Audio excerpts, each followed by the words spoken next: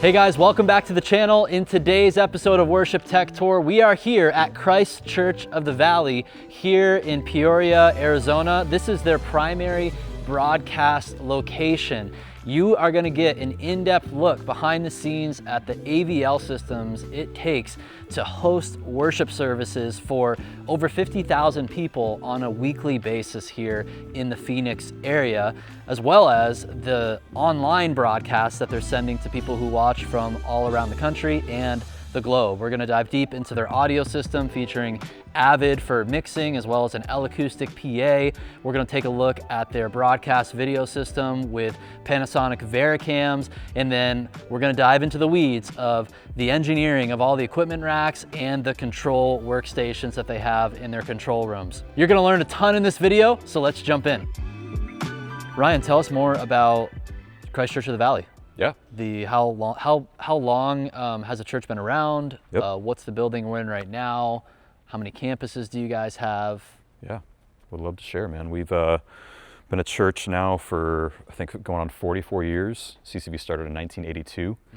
As many church stories in a house. Our founding pastor, Don Wilson, started that. And from there moved into a movie theater. And then this land was acquired in the late 90s. And we actually had our services in a tent not too far away from this building we're in right now. As that was happening, this was being built, and we launched into this venue in 2004. Okay. So this room's been here for 22 years now. Yeah. And CCV's been growing. We've switched into a multi-site strategy in the late 2000s, and we're at 18 campuses right now currently. Wow, how many attendees on a weekend? Our average attendance right now is about 50,000 on a weekend. 50,000? Yeah. Like that, what percentage of the population of this area is that? I mean, it's still a lot. It's still a small around here. percentage. Like when you look at the Phoenix metro area, I think we're just barely tapping into the communities here as a church, and we're honored that God's blessed us in that way. Yeah. And just that's our mission, reaching this valley and beyond. Yeah. How do you how would you describe the culture of the church at large, and what do you think has been behind a lot of the ability to grow and scale that quickly over the past couple decades? Yeah, I think just God's provisions and blessings, and staying faithful and true to His word, and just sharing the gospel as best as we can. You know, we're not doing it perfectly. We're learning as we grow, and man, we're just here sharing ministry and sharing the good news with others. Yeah. Tell us about the leadership structure and how you guys are organized as a production team to manage everything that happens here at this campus, which is how many seats is this venue? This seats 3,500. 3,500 venue here, and then you said some of your other campuses are around 900, but kind of varying. Yeah, they vary on size. Some rooms are 200, some are up to 9. I think we have one campus that can seat about 1,000. Yep. And the structure for our team, we have a broadcast team that supports the broadcast campus. A lot of unique specialized roles here supporting each discipline. So audio, video, lighting, production managers that support various needs here at our campus as well. And then we've got our production managers at our multi-site campuses that support the campus directly, all AVL needs at the campus, as well as supporting volunteers and the culture with that. Got it. And those leaders, like practically, how do you guys stay in sync and keep everybody on the same page and keep the AV standards consistent across the campuses? Yeah, it takes a lot of work. A lot of learnings, but man, we try to keep systems centralized for the most part. A few unique outliers here and there with gear specifically, but culture starts from the top down, and we have a great leadership team here. Our exec team, our senior pastor, we really care about the people and the culture here at CCV, and it's a central structure. So our production team actually reports centrally to the central team. So central team overseeing all programming and execution for the weekend, and casting that vision down as we get into the week and the weekends, and trying to keep everything aligned in terms of service structure. So worship sets are the same, host moments are the same, and then we stream our message out to all multi-site campuses from the broadcast campus. Nice. Tell me about the philosophy of your production ministry at Christ Church of the Valley. Like, what's the why behind the audio video lighting that people would experience when they come here. Yeah, I mean, we have a high value of excellence here at CCV, and we want to share the message of Jesus in a really excellent environment. I know that this is unique, and not a lot of churches have the blessings that we're so lucky to have, and we recognize that, but we just really believe in high value production, and excellent experience. When people walk in, we want them to be distraction free, and we want to connect them vertically to God. And we use the tools that we have to support that mission and value. And honestly, man, the why of why we do this is the people in the community and the people we're reaching, our volunteers that we get to work with. We have the best volunteer team, man. We're just so blessed. And yeah, we just love what we get to do.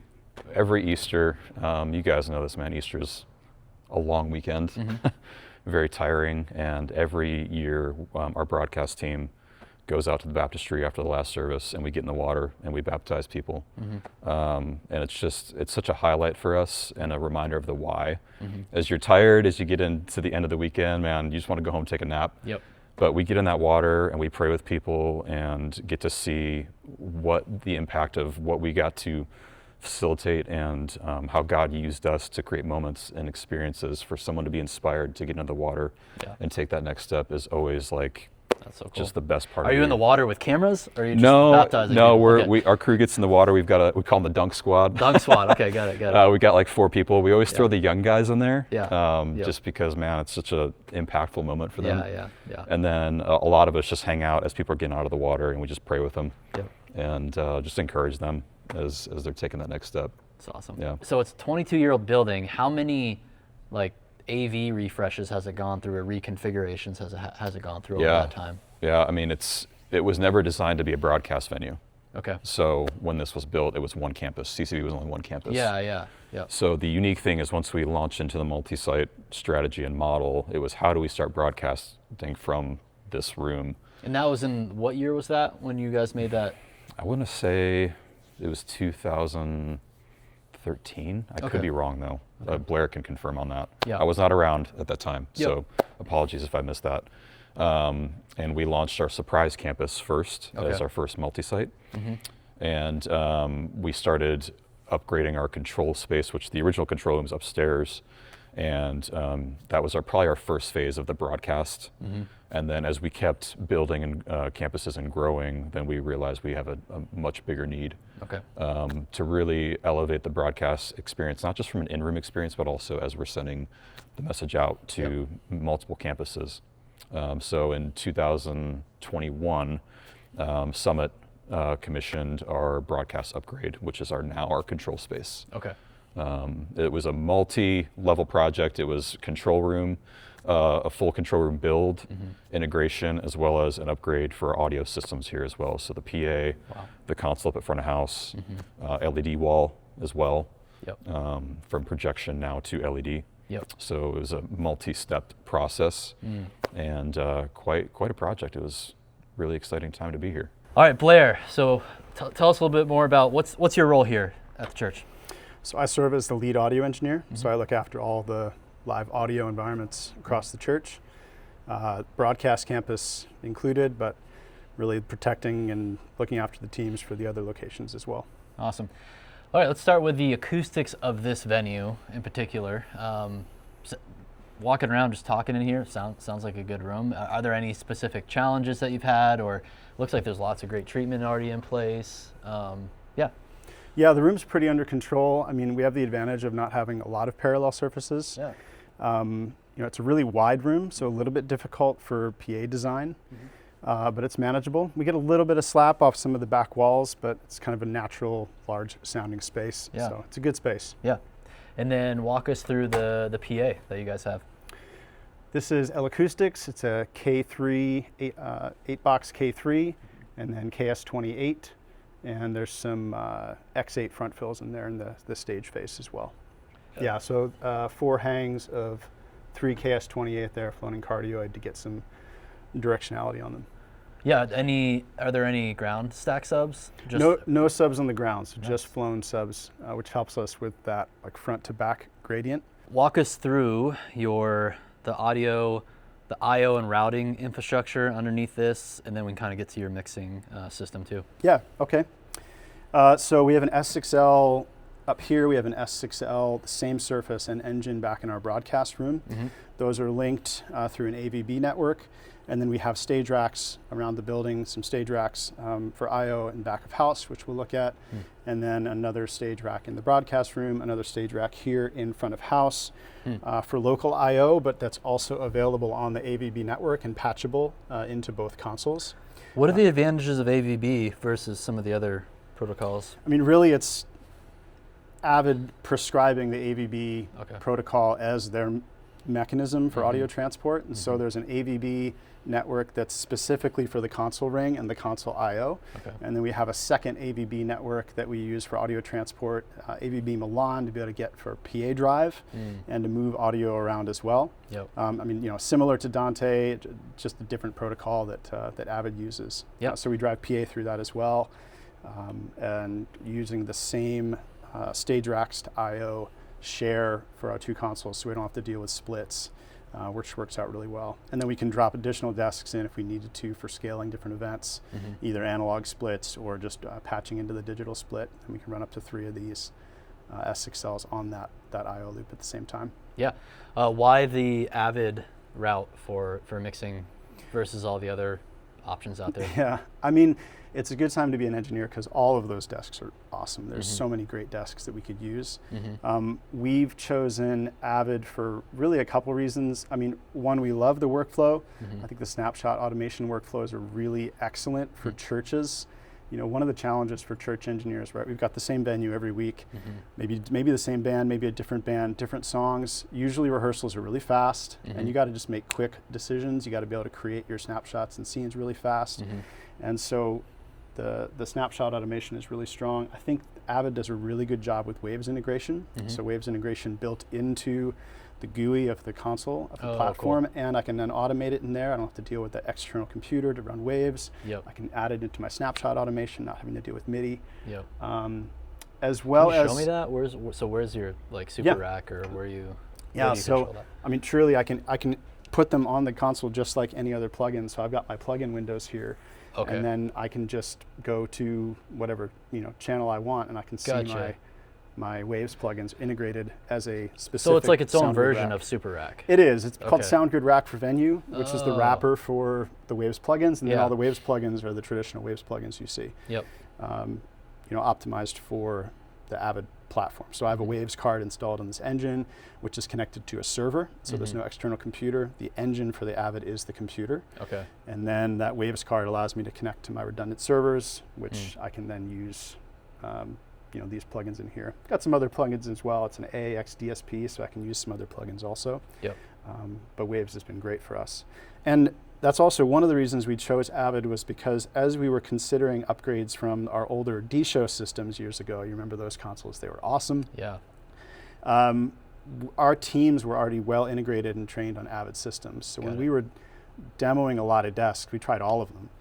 And they were all great, but we came back to, this is what our team knows. The Avid S6L is a strong platform. And so we just moved forward. So all of our campuses, by and large, are Avid and running on a very similar console architecture. So our mix bus strategies are the same. The way we're delivering, Waves are very similar. Our teams are trained in a similar way to operate them. So an engineer can step up to any one of our consoles, and in a few minutes they're going to feel at home. Are they using like is there a smaller version of this console, or what's it like at the campus? Exactly. Another reason we went with this is because we can scale up for the broadcast needs of this campus and then scale down. So it's really modular. So we have a 24 fader, smaller engine, less I/O at the campuses, just giving them exactly what they need, but it's an identical software. The modules are identical from servicing and managing. So again, it feels very familiar, easy for our teams to manage and operate. This hardware feels nice. I like it. Yeah, it's great. Yeah, so right here on the channels, I'll select my channel, and then these encoders are going to give us all the control we need. We also have our external, so I can still grab a mouse. I've got a touch screen over here. So I can still go to a vocal and see it here, manipulate it with a mouse. But I'm trying to get our teams used to using the encoders because it's just a fast, like tactile way to work. So we've created this this encoder layout to be kind of custom for us with Yep. exactly what we need on here. So Yep. honestly, even the way we run our layouts on our consoles, which is Avid's way of assigning and prescribing what each fader is, 98% of the time when I'm in a weekend, I'm not moving out of this layer. Yep. So all of my moves are quick one button snapshot recalls, fader moves, and even the size of our band, I can live and mostly operate right here on this layout. Because you got your drums here, guitars, keys. What are the host mics? Tracks, okay. tracks and videos, Okay. some pastor mics, host mics, and then vocals and some vocal effects. lead vocals and effects. Yeah, that's great. Yeah, and then I can still bank away to get other things. So I've got a bunch of layouts that have other things I might need, or I can get to my VCAs, which I'll use for snapshot management, transitions in and out of elements. So once we're in service, I'm really living in delivering the mix, hitting my snapshots to get to my next song, and then manually muting and unmuting and setting fader positions for videos and pastors, which are run in automation safe to give us just clean control over those transitions. Yep. Tell me more about some of the tools you got here, and I so you got Smaart and the RTA mic. What's some of the systems you guys have in place for consistency of like loudness across campuses? Yeah, here. Good question, and I appreciate the setup to that question, because the reason we're using these tools is for the sake of consistency on weekends. And we could operate without all this extra visual information, but what it gives us is the ability to quickly do QC on how is our gear operating, is everything working, how is our mix sounding from an objective measurement standpoint in Smaart, and then create some tools for the different engineers that are operating on this desk, because I'm not in here every weekend. I'm here a lot, but not every weekend. So how can we deliver a consistent loudness week to week? So we'll use Smaart, and you can see we've even set up some custom target curves. So up here we're operating with a music target curve and 2 speech target curves that we try to target. That's really cool. Whether we're broadcasting or not broadcasting, which allows our engineers, obviously we're expecting our engineers to make good decisions, but this allows us to objectively look at how loud we are and how the frequency balance is. So it's not just about what's the SPL, what's your dBA. Not really as important as how is your mix balanced, how's the frequency response, is it harsh, is it too much subs? So this allows us to be able to listen, hopefully make a good decision, glance over at our Smaart rig and objectively be able to see, we're on target. Are your subs on an aux? Subs are on a matrix, so not an aux, okay. matrix driven, so we can set them, time align them, mix into them, more of a studio workflow. Nice. But I can create some variability in how we send to the subs if we need to. Yep. And I see you got Pro Tools here. This is what you're just playing tracks from. Maybe explain some of the benefits when you're using all Avid, like the Avid console and Pro Tools for virtual sound checks and things. Like I imagine there's probably some cool features when you do that. Yeah, it's pretty slick actually. Because Avid owns Pro Tools, the integration is really clean. So I can network my Pro Tools computer into the Avid console, and I can open up a session in Pro Tools, have it tied to what's called Venue Link protocol, which will allow me to open up the session with the name of the session on the console. It'll patch my I/O for me, mono stereo. It'll give me channel labels. Wow. And so all I have to do is open up that session, hit record enable, and record, and I'm off and running. Wow. And then when I recall snapshots on the console through service, it'll set markers in my Pro Tools session that I can then come back to in virtual soundcheck workflow or on a training session later in the week.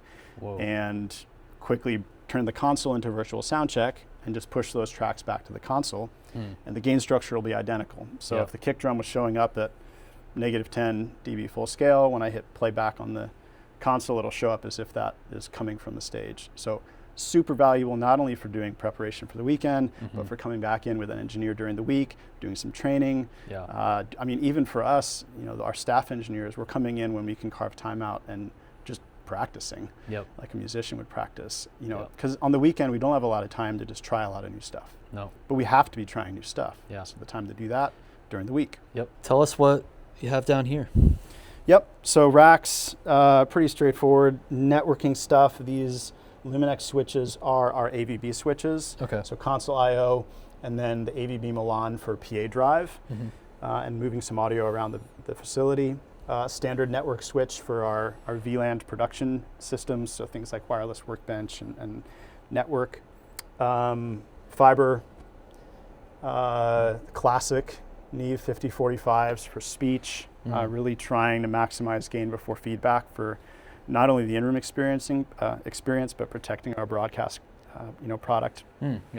Because we really have to be mindful of not only how it sounds in here, but how that headset mic sounds on the broadcast. Do you feel like these do like significantly better than a just a plug-in PSE? Like, I mean, yes. Okay. Yeah, I do. I think the PSE is a great tool, and we use it as well. Yeah. You can do some like frequency work on there to kind of sidechain that. So it's great. I've just found these to be slightly better, and so we still use them. Yeah.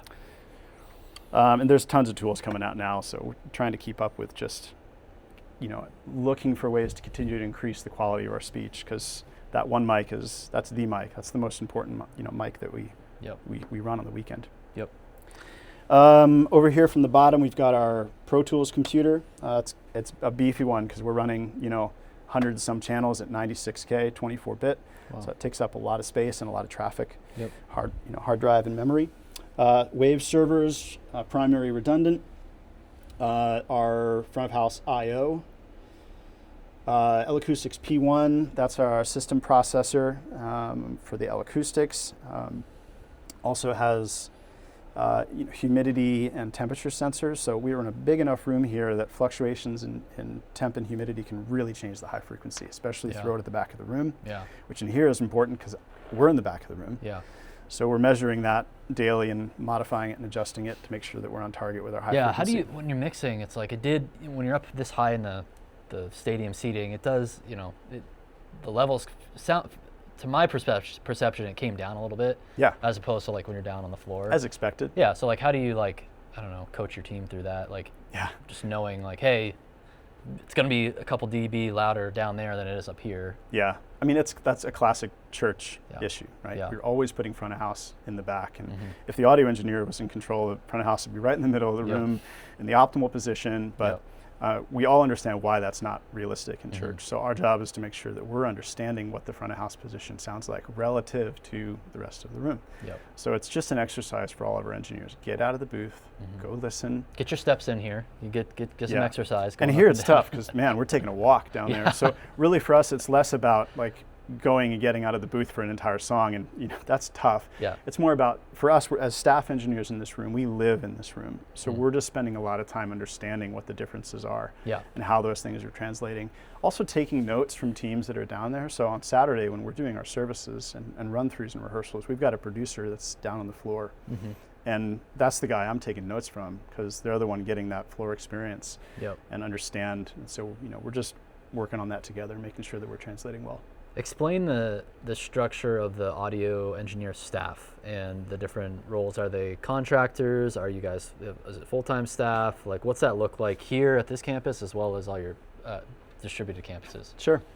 One of the advantages of being central and multi-site, we don't need staff engineers at all of our campuses. So we have a team on our broadcast campus that is staff. So I serve as the lead audio engineer looking after the team and our strategies and system specifications. We have another guy on staff named Yvonne, who's amazing. He looks after, he mixes our broadcast experience often and also looks after a team of contract audio engineers that we utilize on the weekends across all of our campuses. So at our campuses, we have a big pool of contractors. Since all of our multi-sites right now are spread out across the Phoenix metro area, we are able to manage that team centrally, schedule them centrally, train them, on-ramp them, pasture them as well. So a big part of Yvonne's job and what I participate in as well is making sure that we are continually building into that team, both technically,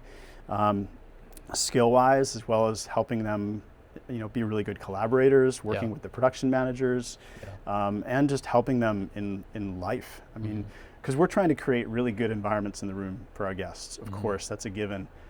One of the things that we're really trying to value and why we're staffing this way as well is also making sure we're creating an amazing experience for an engineer to come and mix with us. Not just because our systems are specified really well, although that really matters, but because we want them to have a great experience working with us and invest in the community and in the team and have their own life change. So contractors at front of house at all of our campuses for audio front of house for the adults weekend experience. And then we use volunteers for all the other audio environments on the weekend, the next gen kids, student spaces. Okay. And then sometimes the production managers will step in and mix as well if that's a skill set that they have. Yeah. How do you manage that as you get those guys mixing for kids and youth and all that stuff? Like, what's the kind of onboarding and training? So small churches are trying to develop their volunteers at those younger guys. What are some of the keys and tricks and stuff that you do to help those guys move up into a place where they could mix up here in front of house? It's a good question because audio is really hard. Yeah. Yes. It's really hard to do well, and our expectations are really high. Mm-hmm. So part of what we're trying to do, again with system specification, it matters because the less barriers we can have for a volunteer to come in and have a successful mix, the better. Some of that is skill, some of that is systems, some of that is a good partner working with them. Mm-hmm. So for us, we're trying to create environments that are safe for volunteers to develop in to the point where maybe they want to become an audio contractor on the weekend or a staff or whatever. And so our kid spaces are simple, right? It's someone on stage talking, a mic and some playback into or maybe a junior high or a high school space where you're starting to learn to mix a band under the direction of a production manager or service producer in a safer environment to experiment and learn, and then ultimately into our adult spaces, which are going to be contract and staff. And part of that is so that we can have a really high level of accountability in those spaces versus the volunteer position. Not that a volunteer couldn't mix front of house, I certainly could, and we could operate that way, and a lot of churches do really successfully. Mm-hmm. That's kind of the progression that our teams will take. And sometimes if someone comes in and let's say they express an interest in contracting or even volunteering, but they know like zero, we have some training that we'll provide to them, some video content, and also the ability to come shadow. So anybody can come shadow with an engineer on the weekend and just begin to learn. Mm-hmm. And eventually, if they dig in enough, they're going to pick it up and then start to have an opportunity to put that into practice with someone working beside them. Mm-hmm. And eventually, they're just going to continue to grow and get better and eventually be able to operate it on their own. So it's really just making sure we have that opportunity for them to step into, mm-hmm. and then giving them the training, resources, and feedback to be able to get better. How many of your key contract mix engineers or staff engineers are also musicians? Yeah, a lot. I mean, I think we've all, any of us who work in audio professionally see that often the best audio engineers are musicians. Mm-hmm. So I always love getting a musician that comes and says, hey, I want to learn how to mix. Yeah. That's probably going to be a quicker process than someone coming in and saying, hey, I know some technology, but don't really know music. Exactly. I can teach you the technology. It's a lot harder for me to teach you music. Yep. But we will teach both. Yeah. Because you have to have both. So usually engineers are coming in high on one area and low on the other, technical, music, aesthetic, and we'll just train on the other and make sure that they can bring both of those to the table. Yep. That's awesome. Yeah. What advice do you have for some younger up and coming mix engineers? Maybe they want to get a production role at a church somewhere or here at CCV. Like, what skills should they be really focusing on honing in to serve on a team like this? Yeah, I mean, the longer I'm in this, the more I recognize that there's not like one thing you need to learn. Mm-hmm. You need to learn all of these different areas, and you have to be self-aware of where you're lacking too. You have to have technical competency. You have to understand systems, mixing. You have to have an understanding of music, good ear to listen, but you also have to learn some of the soft skills of how to be a good collaborator, especially in church. I mean, we're working with so many different teams, and unfortunately, audio engineers, I mean, production guys in general get this, rep for being hard to work with. It doesn't have to be that way. Let's learn to be good to work with and good to collaborate with the music team. And developing self-awareness in those, I think, is really important. For the church, I mean, what a cool opportunity for someone. There's not big concerts out there where you can just show up and say, hey, I'm interested in doing this. Can I hang with you? Yeah. Very rarely. In the church, always. So anybody that wants to get involved in learning audio production, just come find a church that's doing it in a way that you want to do it and go hang. Yep. And you're probably going to find that they're going to be really generous with you. It's a cool opportunity. Yep. Awesome. Michael Curtis says that good audio is the result of 1,000 little things done right. Yes. Yes.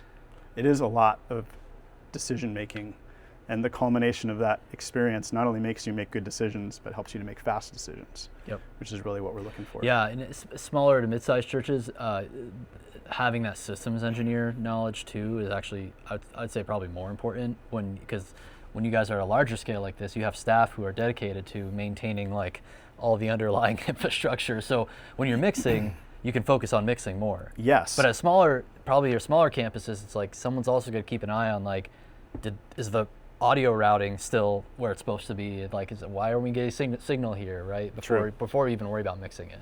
Yeah, and it's not that we don't want our engineers to understand systems. Yeah. It's that I don't want them to have to come in on a Saturday and Sunday and have to worry about systems. Exactly. I want you to Especially think at this about, scale.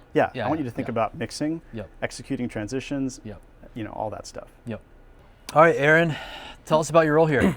Yeah, so I'm the broadcast lighting designer here at the broadcast campus. Okay. And the goal is to get the weekend ready for adults and any events that are in this venue, AKA like memorials. We do support memorials here, like firefighters, police, and and then just weekend critical. Awesome, cool. So yeah, go ahead and walk us through the lighting rig. So sweet, we'll start off with everything just kind of in the air. Right now you see some white, that's our Mac 1's beams. There's 64 of them in this rig. It's a lot, but we wanted to go for a different approach with wash fixtures because you're usually used to doing that big circle, a lot of wash, a lot of zoom. Yeah. And this is just a different look. It's more linear. You can get really cool effects on it that are subtle but impactful as well. What's the manufacturer? This is Martin. Okay, cool. So this was released about 2 years ago, and they've done a really great job with these fixtures. But yeah, they're fun, they're poppy, they're punchy, but they're also really, really easy to hide in the rig if you're using other things like, we'll go next to the Robi Fortes, or the I-Fortes. So they're just having a little fun right now. But nice. We have 12 of these guys. We have 2 on the deck, and then we have 10 in the air. These are primarily just like a lot of texture stuff. So some of them are doing gobos right now, some of them aren't. So a lot of this is more out towards the room. So you get that like really, really nice texture, good feel. Nice. They're soft. They're actually really, really friendly with cameras. But they don't hurt your eyes as much. They're not. That's great. They're not in the face. Yeah. So that was what we were looking in for a profile fixture for these, is because we want them to come out to the room, but we don't want to be distracting in the element as well for worship or message, or they're illustrating something on stage. Yeah, that's so cool. And then next we'll move to our Strike Vs. These are fun. They're like the Strike M, but they're just a Strike V. A joke that we like to say is it's better than a Strike M. Okay. So yeah, these are the newer version of the Strike M. Basically what they're changing in the Strike V from Chauvet is it's more, I would say, friendly on like dimmer curves, dimming stepping. That was a really big problem when we had Strike M's here a couple years ago, was we were really like fighting the color step when you're like at 10% because it's too bright. Yeah. So these are at 100% and they're just not, they're not hurtful, but they can be. They have a E-frost on them, so you can actually change how like beamy they get. Yeah. And they're just a tilt fixture, so they're pretty fun to play with. Oh, cool. We also do some cool like wall textures, like on black walls, which basically can do some really cool like shadow casting. Nice. And then we'll move to our face light. That's all the main rig.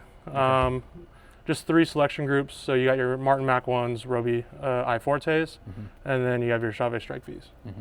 So our face light, we have the Robi T1s. We just installed these recently at the top of the year.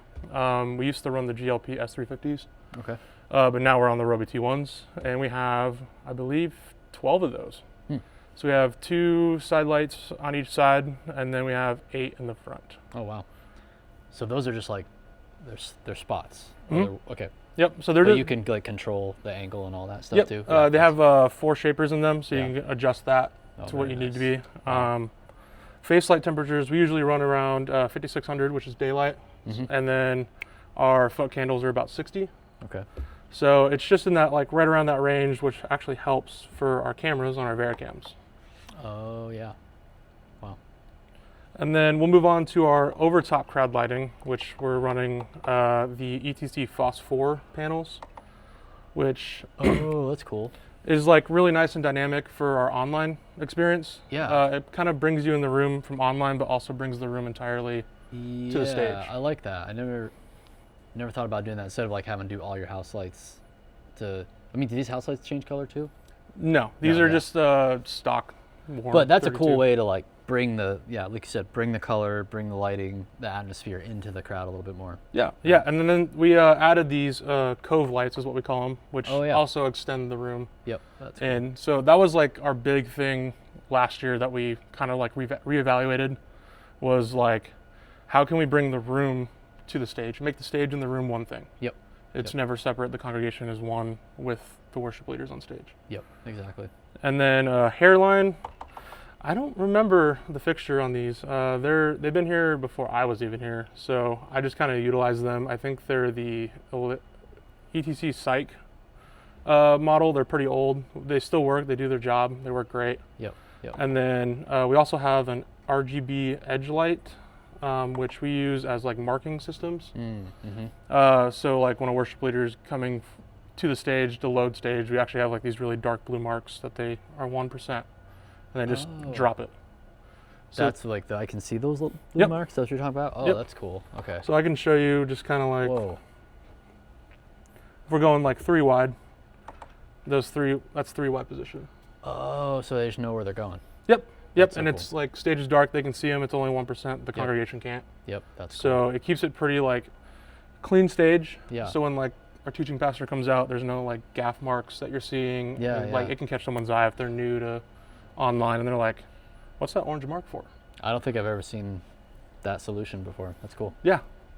And then we have uplight, which is our Roscoe variable white tape, which isn't on right now because we're getting a new processor because we burned one out. So the rest of the system just kind of went out. So Okay. and then yeah, that's about it for lighting. House lights are the Kanto retrofits. I don't remember the estimated bulb count. It's a lot. It's a lot, yeah. And they're at 3,200. Okay. So Yeah, it feels good out here. LED screens. I feel like Yes. there's kind of the blurred line between video and lighting world. But yeah. what are we looking at? So you're looking at the Rode Diamond 2.6 on the center, and then you're looking at the Carbon on the iMac screens. Okay. Our center panel, our center LED wall is going to be, I believe, I have these numbers in my brain or on my phone. So 38 feet wide on the center, and then it's 15 high. Okay. And then our banners are 7 feet wide, and then our height of those are 10 feet. Yep. So you got Resolume here. Yep. This is how you're making everything talk to each other between lighting and screens. Yep, so the actual machine is in the back. Yep. Trevor is using like a KVM system to run all this, so it's like Perfect. he's the KVM manager, as we call him. Oh, nice. KVM engineer. Yeah, That's how big of a campus we got here. yeah. So he's a stud in that. Yeah. But yeah, we actually use Resolume as a fixture per se. Okay. So you can actually control like Resolume as like a dimmer, color, video, and I just customize the DMX controls between. Yep. Which then just listens to commands. I make presets, which then you can just basically fire a column, and then boom, your column comes up and transitions and moves forward. Yep. But we keep it pretty simple for the Q stack because we just put it as a command, and basically that Q, when you get to that Q, will fire the command or call Resolume, and it will just go up. So when we have volunteers, it's actually really simple. Yeah. So when I just program it in and then turn it to what percentage, and then they can just run and not worry about Resolume. Oh, that's cool. Yep. Yeah, so you're setting up the shows every week, and then you have other volunteers who run it? Yep. So most of the time on adults, I'm running the weekend. Okay.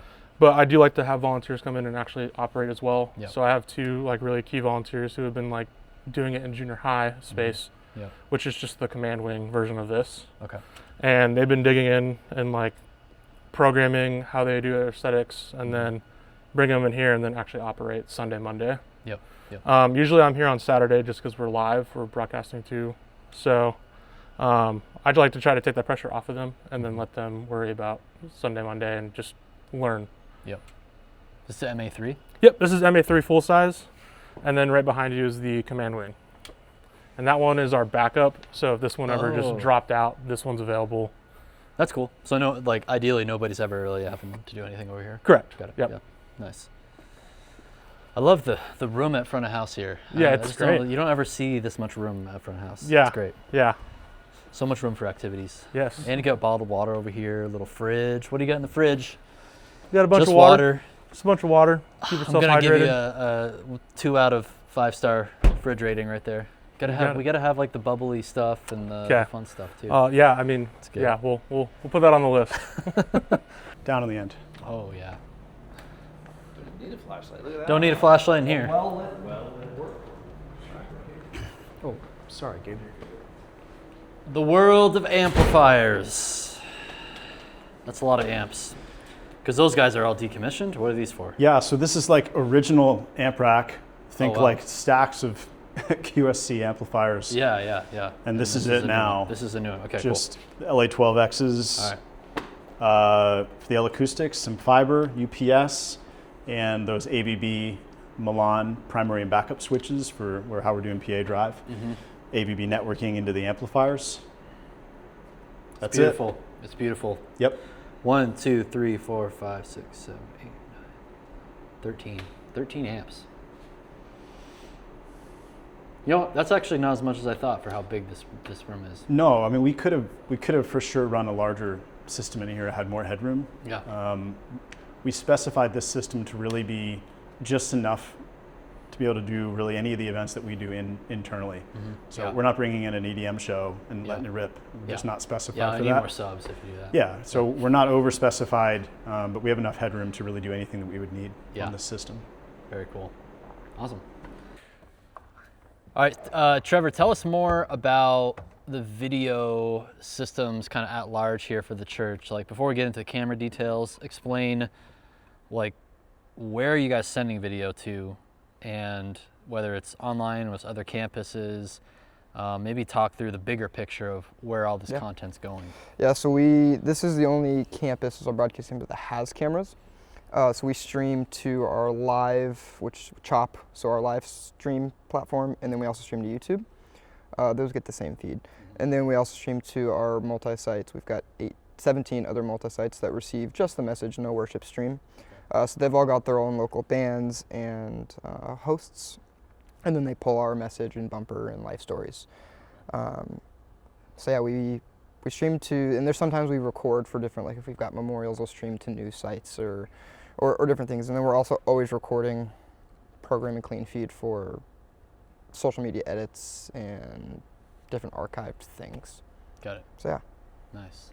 And then all the multi-site live streams how many of them are like real-time live streams? How much like are they on a delay? Yeah. Are some of them doing like a simulated live after the fact? Yeah, so the way that works is that I would say probably 75% of our campuses have Saturday services with us. And I think most of them are starting at the same time. So they start 2 minutes behind us to create a buffer.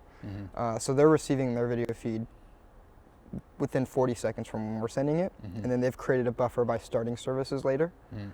So that if for some reason our communion goes long and their communion goes short, now they're not ahead of us. So if they were ahead of us, now they start the message before we've sent it. Yeah. So that's what that 2 minutes is for. Yep. So on Saturday, I would say 75% of our campuses are playing it live with us within 2 minutes of where we're at. Okay. And then Sunday, we will pick which service between whatever the teaching pastor preferred, either the 4 or 5:30, they'd pick one of those, and then that would just be played back on Sunday via their Resi cache. So we're not streaming it on Sunday. It's just all whatever they've got in their cache. They'll pull the cues that we've sent them on Saturday. Yep. And then we send a message out on Slack like, hey, we're going with this service. Make sure you play these cues. Yep. And the campuses are also at the 4 o'clock recording locally what they've been received from Resi, so that if there's an issue during the 5:30 with a Resi issue, a network issue, they've got a local backup ready to go. Nice. Walk through your camera plot. Yes, so we've got 7 cameras here with the ability to run, I think I ran 9 at Christmas with some rentals, but we've got the infrastructure. I could probably run 40 if I wanted to. Wow. All identical. The 7 that are 24/7 here are all identical VariCam LTs with different lens mounts. So this is camera 1. This is I think it's a 35 to 300, 25 to 300. So this is like our head to toe shot for the message. We get our teaching, so our teaching content comes up on the screen. We don't have lower thirds, so it comes up on the screen because our pastor loves to look at the screen. Yeah. So that's like that wide head to toe shot. Yeah. But for worship, it can also get in tight to a head to waist and do the head to waist aux stuff for a worship leader on this side of the stage. Yep. So this is camera 1. Camera 2, I think that one is it's 8.7 to 610, 70 by. It is a very tight lens, and it also has a 2x extender, which means it can get up to 1220. Wow. I think it's 1.7 f-stop. It is a very, very super ultra stabilized. Yeah, I can like zoom in on the pixels on the LED screen. Literally. And then you can probably give the extender in. I don't know how right you do above that. your thumb, that little this? to the right of that. Yeah. Flick that. Oh wow. Yeah. So now you're if you're zoomed in all the way, you're at 1220. Whoa, that's bonkers. With ultra stabilization, it's got like I think 4 points of stabilization in the lens and then on your tripod as well. Yeah, this is like the broadcast lens you Yes. see at like a sporting event. Yeah, it's built for, I think when I looked it up recently, it was like manufactured for like stadium concerts, stadium sports, big things. Like, I wouldn't want to say overkill for this application, but it's really great. Because we love I think the reason we went this is because of the stabilization. Our pastors love to move around a lot and back and forth, and you don't want to have to see the jitter of this camera. Yeah. That's going to counteract it, Yep. and it's going to seem so smooth. Yep. So that's our head-to-waist tracking camera Wow. on the pastor. Great camera.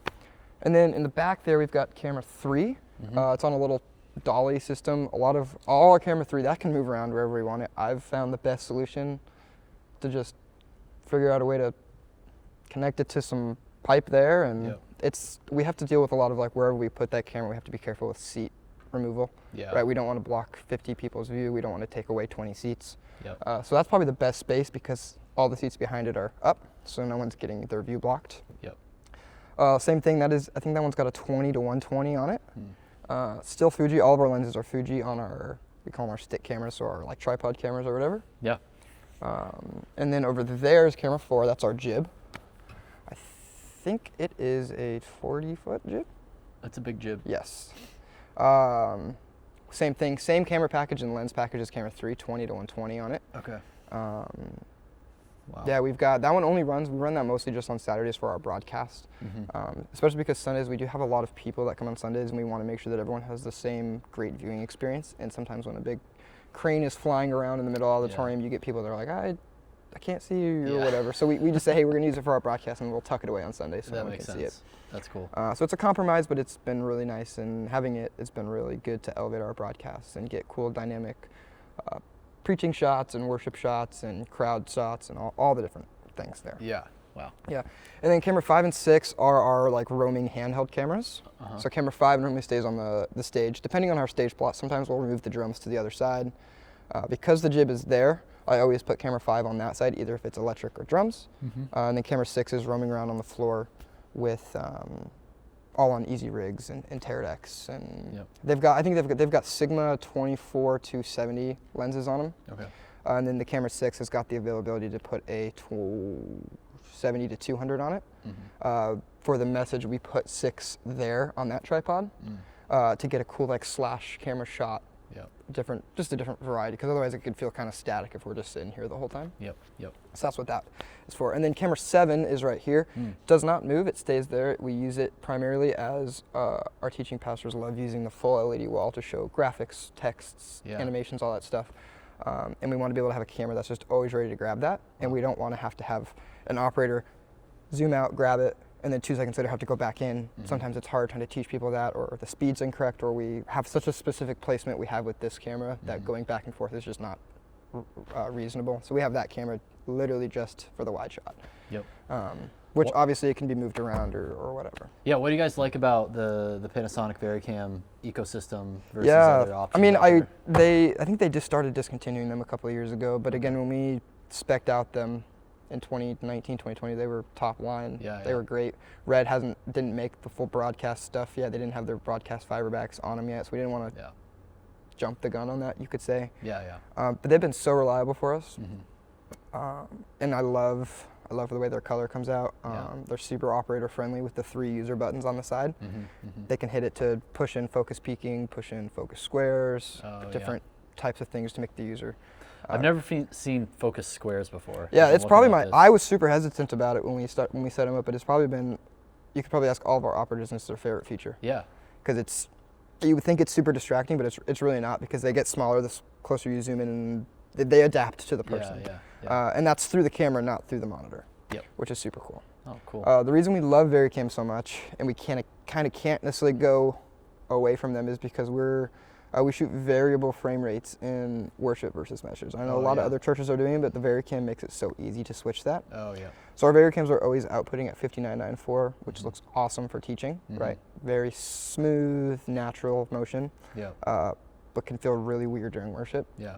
So we VFR, it's a Panasonic thing called VFR, which is variable frame rate. Yep. So it basically masks and basically tells the camera to still output 59.94, but it's only going to shoot it in 30. Yep. And that's an easy switch in the control room, that our shader hits a button, all the cameras are switched. Yep. So we switch between that. There's not a lot of other cameras like that can be easily switched that quick with a volunteer shader or somebody that doesn't have to do anything on here. The goal is we don't want the operator to do anything here, we want their hands here the whole time. Not trying to figure out how to go through menus in a 20-second bumper or whatever that is. So we really do like the VariCams. They've treated us really well. They've got a lot of I/O on them. They work great with the fiber backs. They can do 4K. When we get to that point, we've got the infrastructure. We've just got a couple things we got to sort out before we get there, but they are future-proof for us. Yep. Wow. Yeah, so they're great. What's your worship band's infrastructure they've got going for like running tracks and such? Yeah, tracks is Ableton over at the drums position. Oh, cool. And so what's the keys player doing? Just primarily focused on keys? Yeah, keys player. I mean, we rotate bands in, so we may have 5 different keys players over 5 different weekends, right? So we've got the Nord internal patched as a stereo source, and then over here they can drop a laptop from a main stage rig, and we've got 2 additional lines for their audio interface. So if they want to texture in piano sounds from the internal Nord or pad, and that be it, or if they can mix in the internal Nord and their main stage, or they can run just main stage with the Nord controlling it, have the Nord internals as a backup. Options. Yep. Nice. Like your little patch panel down there for the audio. Yeah, trying to keep it clean. Yep. You know, this campus we do broadcast and IMAG, so yeah, cleanliness on our stage really matters. Yeah, looks great. Let's see the tracks that we go over here. Little custom panel for your outs from the tracks, is that what that is? Yep, so those are tracks outputs. We're running a play audio interface that drives those outputs. So, that's built into the rack here. Nice. Ableton, straightforward setup, tracks channels, click track, and an LTC timecode output for sync for lighting and video, all coming from this rig. We can run redundant, so for high production elements, album recordings, we can run a redundant setup either on stage or off stage. Pretty easy to interface that into the play audio. Which is that just on a KVM too?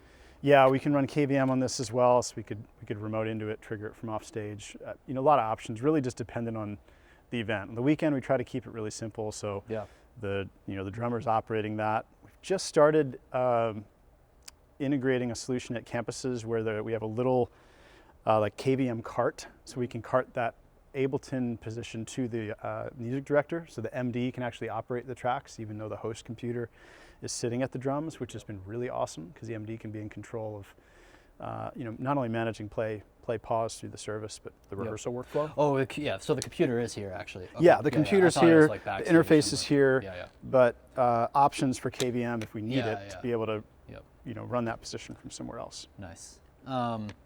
Okay, walk us through your drum sound reinforcement setup here and mics and such. Drums, yeah, pretty straightforward, 4-piece kit. You want to talk mics? How deep do you want to go? Deep. Let's go. Kick out is an Earthworks DM6. Kick in Sennheiser E901. Snare top, Shure Beta 57. Bottom is DPA 2012. well as the hi-hat, another DPA 2012. Toms we're actually playing with right now. We used to run Sennheiser E904s, which is like a classic dynamic tom mic. They sound great. These drums, it wasn't flattering the sound of these toms, which sound amazing.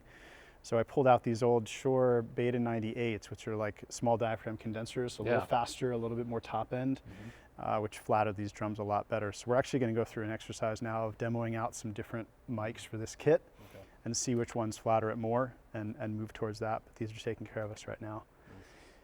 Triggers on the toms, not for samples, but for gate keying. So we can key the gate of the tom open on the impulse onto the drum, which is huge for getting those like light hits on the toms. And then the AKG C414s on the overheads, which are classic. So pretty straight ahead, drum setup in terms of miking strategy. And then we have some additional lines on these risers. So these risers move every weekend. So we will actually fully strike these risers in a transition before our teaching. So when the teaching pastor comes out, the stage is completely clear. Oh, that's cool. So these are loomed with data, analog lines, power, and everything. So we've got some additional tie lines in here if we wanted to add sources. Yeah. An SPD, a drum pad, a third tom.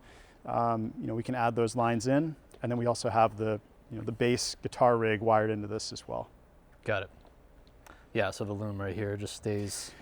Yeah. It just kind of goes right through that hole. Exactly. Yeah, It goes back behind the LED wall into existing patch, so we can keep the stage entirely clear. So we're really not even using our stage floor boxes. It's all upstage of the LED wall. Some floor boxes, some panels, some home runs to our back of house patch. That's cool. So we can keep the stage really clean when we strike the risers. I'd love to see. Yeah, it'd be cool to see what the modeling looks like with the sub arrays sort of left, right, like that. Like, do you get like a similar like power alley issue in the middle of the room, or is it pretty consistent? Yeah, I mean the design concept of the flown sub kind of left and right configuration is to try to not only get that front to back gradient even, but try to get that horizontal gradient even as well. And each hang is in a cardioid configuration, so you see that bottom box flipped. That's focusing cardioid energy out and also keeping it off the bottom of the stage here. But having the two boxes is also helping. That width is creating a little more of a narrower throw on the subs. So it does mitigate a little bit of that power alley that you would get from a traditional like left-right A-B sub configuration. It's still there, but it's not as dramatic. That's cool. So it lets us have a good, kind of still good horizontal coverage of the sub energy. It's not perfect, but any sub design for a room this wide is going to have some compromise. It's either going to be on impulse or it's going to be on the SPL gradient. Thanks, Yvonne. Thank you. Wow. Welcome to back of house. Very nice. Very pretty. Tell us what we're looking at. Yeah, nice and clean, functional. Let's start over here. The Shure PSM 1000s, this is for wireless in-ears. Some of our positions are wired, but this allows us to run wireless for all the ones that we need to be wireless. The Luminex ABB switches, this is for the Avid S6L I/O loop to be able to get our stage racks. Some VLAN network switches for other stuff. Patch for getting some networking from our stage and our floor boxes. And then we've got two stage racks. This is our digital stage rack, so this is handling AES for our wireless mics and some Dante. And then this stage rack is handling all of our analog, so stage I/O and analog output. Shure Axient for wireless mics. And then patch here. So this is a splitter. It's a three-way split. So these come from our stage. So we've got our fan outs here from our stage patches into our split. Split 1 is direct into the stage rack here. Split 2 is ISO'd to these W1s, which we can use for an analog split if we wanted to drop a monitor console and have it be analog. And we have a third split that lands back in our broadcast room, so we could run, for example, external preamps in our broadcast for an album recording, in addition to maybe the stage rack I/O, which we use on occasion for projects as well. So yeah, so in broadcast, do you have a separate separate, all separate preamps? No, for it, or so you're pulling off? broadcast is Okay. on the gain sharing and I/O sharing with the front of house console. So these inputs are digitally hitting both of those consoles. So we would be, we could run a separate analog split, but we have them all tied together so they can share I/O. So we patch an input back here, we patch an input at front of house in the broadcast. It shows up on all the desks. Nice. It's really nice back here. Those are the cameras he was talking about earlier, the Yep, handhelds. these are the handhelds, the Yep. VariCams. Oh, I like this mic stand storage solution Yeah. here. That's great. Yeah, clean, right? The little pipes inside the flight case. Yep. We don't have a ton of space, so clean storage solutions are key for us. I mean, even like what we're keeping back here, trying to have it be back here on purpose. If it's not something we're going to regularly use on a weekend, let's store it somewhere else. Yep. Cables, mic Yeah. stands, things Yep. like that. Mic And locker. then all the AVIMs for what mix? Is this for mixing their wireless ears? Yep. Yeah. Exactly right. So we have 5 vocal positions here that will run on AVIMs for a typical weekend. Yep. We won't want to keep them on stage just for cleanliness, so they'll just come back here, dial in their mixes Yep. for a typical weekend. Yeah. So they'll just come. Yeah. That's a good idea, especially for lead vocalists. They're rarely are they even having to touch this in the middle of a service. First song, they're coming back and dialing it in, Yeah. and then maybe they have to do a few changes, but Yeah. leave it. And then if we're bringing in a monitor console for a higher level event, we could drop it in here or drop it somewhere else and switch over to that easily. Or we also have, Avid has an app. It's called the OnStage app that we can use as well if we're delivering an aux and want the musician to still control it.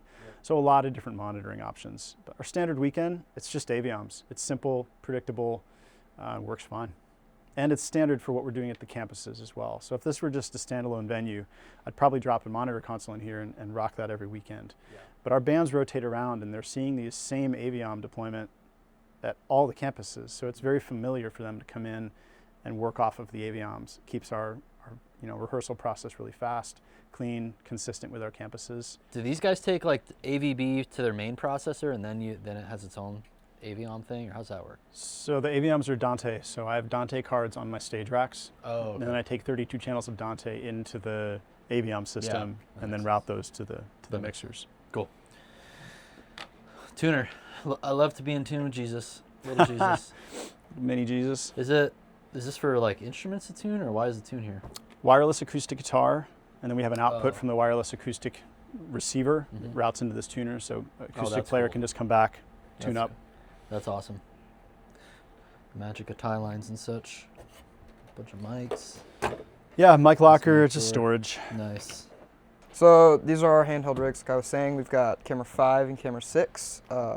Same camera body on the other cameras, just with Sigma lenses here. We've got a 24-70 on this one, and then a 70-200 with the ability to do the 24-70. All Sigma glass. We feel like that was probably the best color matching to our Fuji glass. On the back here, we've got Teradek Bolt 6s. We were using the Rangers, but with 6G now being a thing, and especially in our environment, as soon as you turn on anything 5G, it just dies because there's so many people in the room.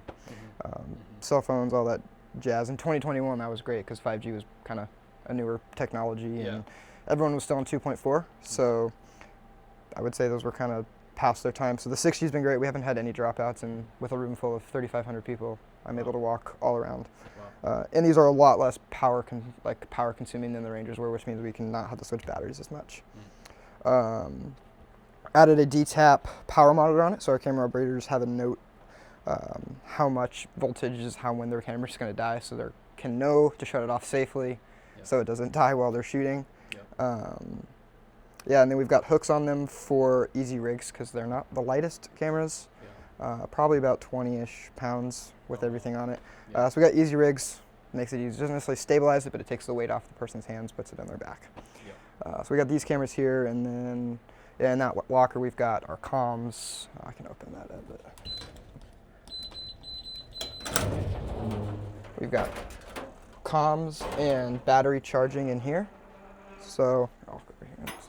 Comms and battery charging, so operators know how to switch their batteries out so they can kind of run it themselves. We've also got a video engineer that comes in after service to make sure that all the batteries are swapped out as well, but if there needs to be something that's switched mid-service, they can do that here. We run free speak, clear compacts. We've got 3 back here. All our like in-room packs are stored here. So our stage manager will come over here, grab their headset, grab their pack.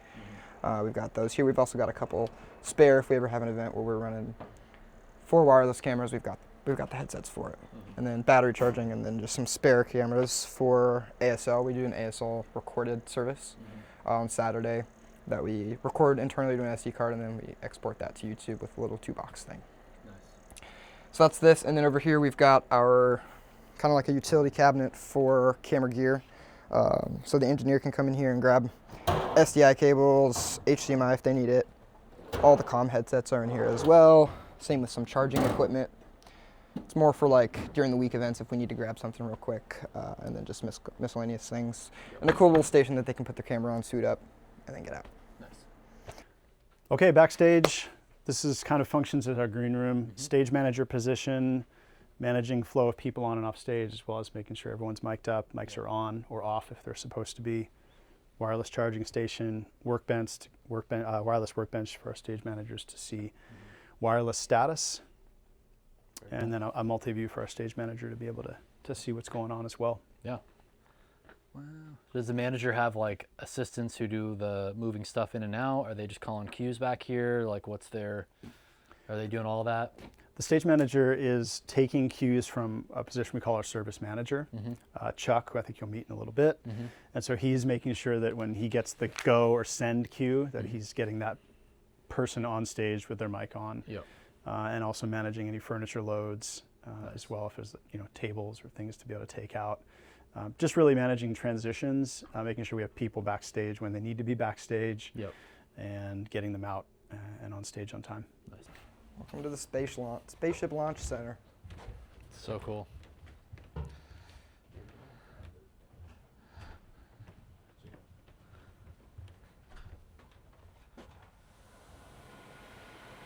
All right, we've got 1, 2, 3, 4, 5, 6 equipment racks. Walk us through your video engineering world. I'll start here and then we'll get down and all the way across. Some blanks, obviously, and then we've got our analog patching. We've got 6 patch panels here. All right, 1, 2, 3, 4. Yeah, 6 patch panels here, each corresponding to, this is our input side. Everything routes to our Ultrix. We've got a 5U Ultrix. I think we've got 96 in and 96 out. The reason we did that is because we wanted to save some of the SFP ports for Maddie, so we have all of our audio routing through here as well. So that's here. Here is our Carbonite. It is the Carbonite Black Plus engine. A little bit older. This was something that was not here when we moved. This was here when we moved over. It was something that it did good for us. We needed 1080p, not 1080i. We didn't necessarily need 4K at the time, but we do have a full 4K infrastructure so we could flip a switch, upgrade this piece of gear, and we're 4K. So all the inputs manually come out of the Ultrix into here. We don't have any of the where it's pulling off of an I/O card. And then down here we've got 3 OpenGear X units, which are doing camera DAs, CG DAs, timecode distributors, Genlock distributors, up-down crosses, left, right, center, all the fun things down these 3 OpenGear racks, and then a UPS power unit below. Up here we've got our SRG 4500, which is our sync generator for timecode. It also generates Genlock as well. So this is how everything stays in sync. It's just pulling time of day. We've got a cable going up to the roof that has a GPS antenna on it, so it's searching for thousands of GPS to lock in the exact location, time, all the thing. It's like our master. So if this goes down, nothing's Genlocked type thing. Whoa. Yeah, so everything goes here. We've got a cable going from here into this, which then DA splits the Genlock into, I think, like 50 or some odd Genlock ins and outs. Wow. So we've got that here. This is our Antelope. Blair might have to help me with this one. This converts 96K from our audio system into 48K so the Ultrix can hear it. So our Ultrix runs in 48, right, Blair? Yeah, that takes the time code from the SRG, converts it to 48K, or sorry, from 48K from video to 96K for audio. So that everything can like kind of link together so that we can have audio sources from Blair into here via Maddie in the correct sound frequency. So that's what that does. And then these are our outputs. We don't have as many, same amount of outputs, but these are more like flex. These can be ins and outs, but this is direct outputs from the Ultrix as well. Yeah. We've got some patch cables for some temporary patches or things that we needed to run for specific events. Like I have this for when we just did our Easter services. I wanted to add another camera. I've got fiber floor box ties in floor pockets around the stage that I can just patch into a specific camera DA. Oh, cool. Same with, we've got an analog backup so that if our MADI system goes down, we have an analog system that's going to be playing our message, so we don't have to worry about MADI to rely on the whole thing. Then we go down here. Here is kind of hidden in the back, but this is all of our GPIO and tally for our camera system, as well as 2 and 4 wire comm for our multi-dyne, which are right here. We've got 3 multi-dynes, which can run 2 units each, so you can have up to 6 receiving units, I guess, or transmitting units, as you could say here. Yeah, it's running SMPTE fiber, so a huge SMPTE cable, which we can show in the back here. That's got power, comm, tally, 2 channels in, 3 channels out, data, all the different things to basically take all the I/O from the camera, send it to the multi-dyne over a fiber cable to here. Yeah, that's cool. Nuts. So that's not what we don't use that for our wireless cameras. Obviously, they're not walking around with a SMPTE cable. This is for our stationary cameras. So our wireless cameras come over, the receivers come in over here. So that's what those, we've got 3 of them and then a UPS at the bottom. Over here is our KVM manager. We've been blessed to use a matrixed KVM system. So it's not just point to point, it's point to multi-point. So all of our computers are in here, and we've got a bunch of like stations around that can KVM into any machine. Yep, that's so cool. So I could sit in an engineering machine, station area, and I can remote into every single computer we have on this campus, and not have to be at the CG machine, like at the CG station to log into CG. The Matrix, it's the coolest thing. So this manages all the routes for that. Okay. So it's a software-defined thing. We use Vertiv. I think it's the same like CPU as like Adder and whatever, but it's through their company. Got it. And then we've got a video monitor for an engineer that would like to come in here, make patches, check destinations, all that stuff. That links with this Bullhorn monitor, audio monitor with these internal speakers. I could plug them into something else, but if you just need to check quick online patches or quick, make sure cameras, like if I'm patching in a new camera, I can make sure that it's got the right signal and feed into this camera. Yeah, because you can just like select, like what, maybe give me a demo of that real quick. Yeah, of, so like, how do you select what source you're looking at? so if I wanted to do like a quick analog patch, I'll use a longer cable, but if I wanted to select a quick analog patch and I wanted to check that camera 1, right, so it's coming in camera 1, right, it waterfalls down, so it comes in 1, out to the Ultrix, but this, what it's doing is stopping it from going into the Ultrix. Got it. Into the Ultrix, right? So it's like, hey, instead of going to the Ultrix, now it's coming out this end. Got it. So I can grab this end. I think it's this one or this one. Yep, I can plug it in to the monitor here. And you can see here now it's pulling up camera 1. Oh, that's cool. Yeah. So I can move it around. I'm like, okay, I want to test bars, make sure we got bars working. I want to test that we've got good data coming out of our room camera. Make sure we got good data coming out of the room camera.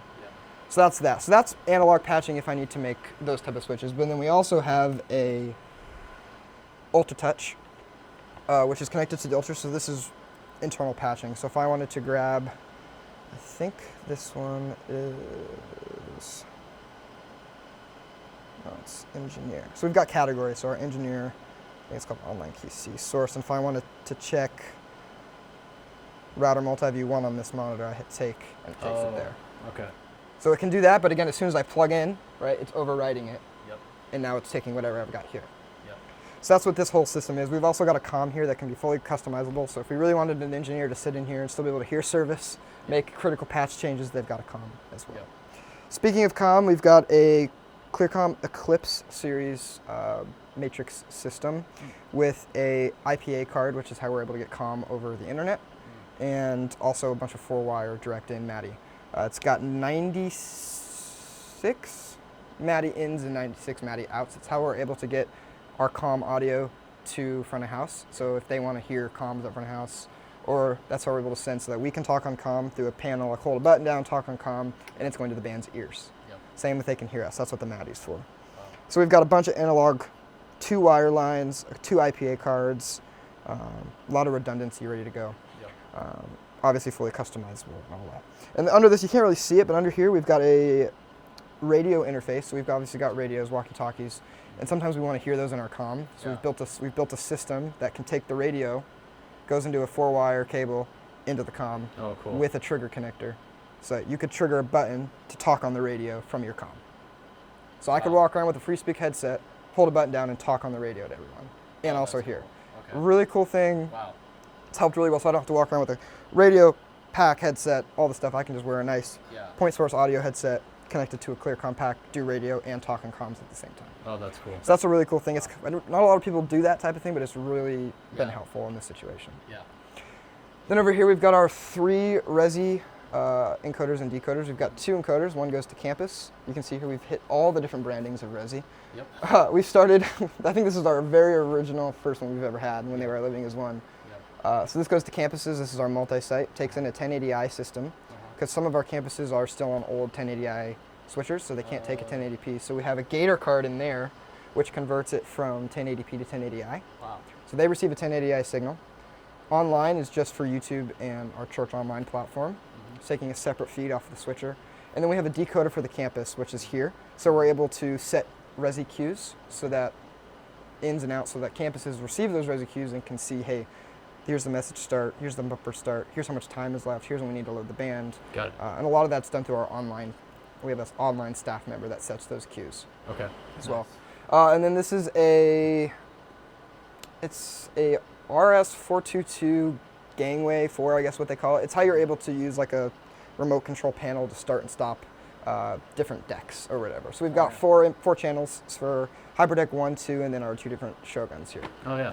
So we've got a multi-dock, which goes directly into an edit studio for quick editing. So I can pull a drive out of here, throw it into the multi-dock, and now I'm editing off this drive. We don't deliver like a drive when they do our post edits. That's all done in-house right after service. So as soon as we determine what service we're going with, I'm pulling the drive, plugging it in here, and starting the Premiere edit. Yep. Quick, in, out, message, then they're done. Nice. So that's what this is for. Obviously, we've got 2 hyperdecks here that are recording up to 4K, but this is a future workflow thing for us because we know we're going to be in 4K at some point, and we want to be able to get full 4K records. Yeah. And then we have another one of these. I just don't have it in use right now because we don't need to.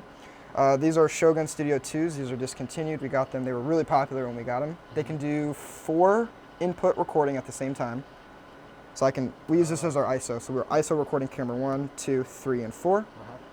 Actually, no, because I think I've got 2. 1, 2, and then I think over here I'm doing ISO cameras 3 and 4. Yep. Records it to an SSD drive. I can do obviously 1, 2, 3, 4, 5, 6, 7, 8, but I don't want to do all that on one drive. I don't have enough storage. Yep. I don't have a 20 terabyte SSD. Yep. So that's ISO recording, but again, it's all routed. So if we're in a pinch, I need to record clean feeds of ME1, ME2, mini ME1 through 4. I can do that. I've got technically Jeez. 9 recorders in a way. Jeez. Here's a 3D thing I just printed that is an Apple TV holder and a decimator holder, Oh nice. so that our Apple TV can make it into our router. Yep. It just converts HDMI to SDI. Yep. Sometimes we've got some students, pastors that love using their iPad, Yeah. writing notes. Yeah. Our adults teaching team hasn't gotten on that train yet because they still love having the cloud content. But then everyone just needs an Apple TV for something, right? Yeah, There's so many things, screen mirror and all that stuff. Yep. These are our playout servers. We've got 2 of them. These are the Grass Valley T2s. They're both the 4K models. One's the 4K Elite, and one's the 4K Pro. I couldn't tell you the difference between the 2 Pro versus Elite. They both do the exact same thing. Yep. I think one has more SSD space, if I am saying that right. So they record in one record channel, and then they've got 2 playout channels. We call them red, green, and then blue and orange. So we've got 4 like media playout servers. Yep. So this is recording our campus feed at all during the message, so that when we play it back on Sunday, we don't have to upload anything. It's already been recorded to the playout. It records into the playout. We edit it, like chop it up, put it into red and green. Okay. Red and green, those can place. We've got digital signage on red. These are all also 16 channel audio playouts as well. So I could run a full soft sync click tracked music video with all 16 channels on each playout. Wow. So we use this for our in-room playout servers. So any like videos, bumpers, life stories, intro videos, all get played through this. It's probably the most reliable piece of equipment we've ever had. Wow. It's a little older, but it works great. There's been no issues with it. It's all FTP. You want to upload files, you just FTP into it. It's got a nice user interface, which we can look at later. Nice. And then online's got the same one for online videos. Okay. So we've got post service videos, graphics, all those things. That goes through this. We don't want to bog up the in-room one. We kind of like everything being separate, so that if one thing goes down, or if this one goes down, we can load content into this one and say, hey, online, use ProPresenter to play your videos instead of this. Okay. Got it. Yep. So that's that. And then we've got nothing else really down here other than a UPS. Yep. Here, let me let you back here. Yep. MJ, you can look at this. And then this is like our most power consuming rack we've got. We've got 1, 2, 3, 4 Mac Mini, 6 Mac Minis, 2 Cheese Grater Mac Pros, and a Mac Studio. Wow. When this was built, it was like the last version of the Intel Mac Mini was the most popular Mac Mini you could get. Yep. So that's what these chassis are for. They are not great anymore, so we've upgraded to the newer Mac Minis, but these chassis don't fit them, and just the way that we wanted to get them done quick. So I have a rack blank above each of them so that the height of the Mac Mini doesn't hit the edge, because they're taller than a single unit. So I've actually got a new Mac Mini M4 in here, a new Mac Mini M4 in here, an old M1 Mac Mini here, and an old Mac Mini in here, because these are kind of... just take the blanks out if you need to turn them on or off? These ones are the buttons. The other two, I just am really good at getting my pinky to get the stupid power button under them. So, or we just leave them on and just hit the restart button, but it's a pain in the butt, and I think I'm going to that upgrade. Works, well, with just how many computers we have in here, if we upgrade everything to a 3 rack unit space, we're now out of room type thing, because we've got a lot of computers down here as well. We've got a clocks computer which runs PCO. It's a headless computer, so there's no KVM attached to it. We just remote into it to control PCO. Yep.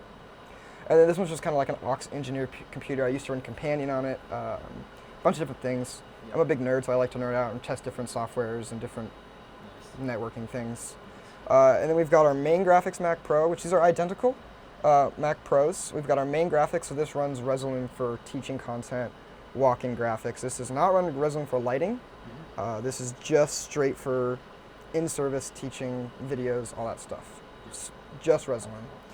This computer is a spare redundant of this one. It's the exact same. It's got everything loaded into it. So when you load something into this, it also loads it into this at the same time.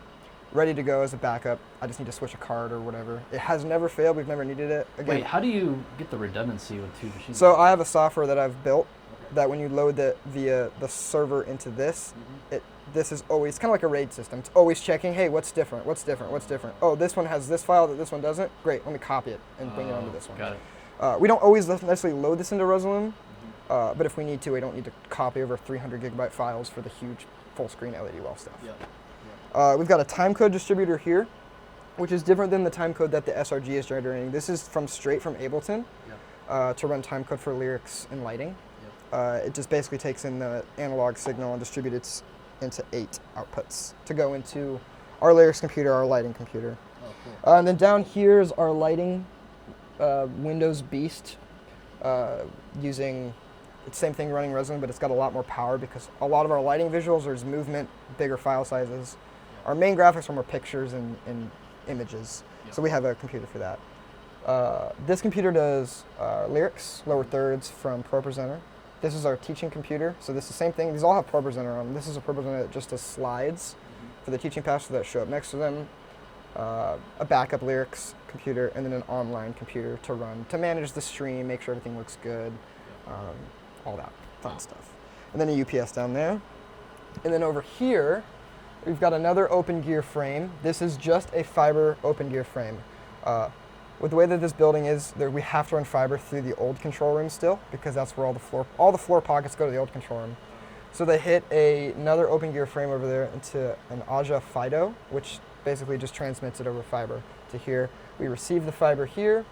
Well, it comes into these fiber patch panels. We've got 2 of them right here. It comes in here. And then we send them to the Aja Fido receivers here.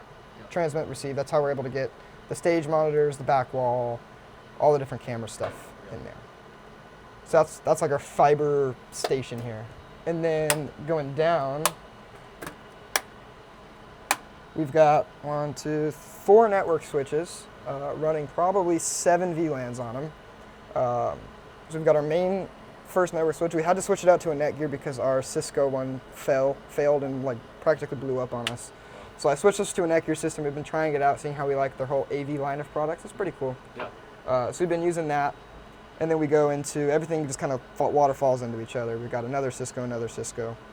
Everything is labeled where it goes into the rack, different rooms, different things like that. Some fiber from our ISP, which comes from our server rack across the hallway, and then our IT-enabled router, I guess you could say. This is what gives us the HCP.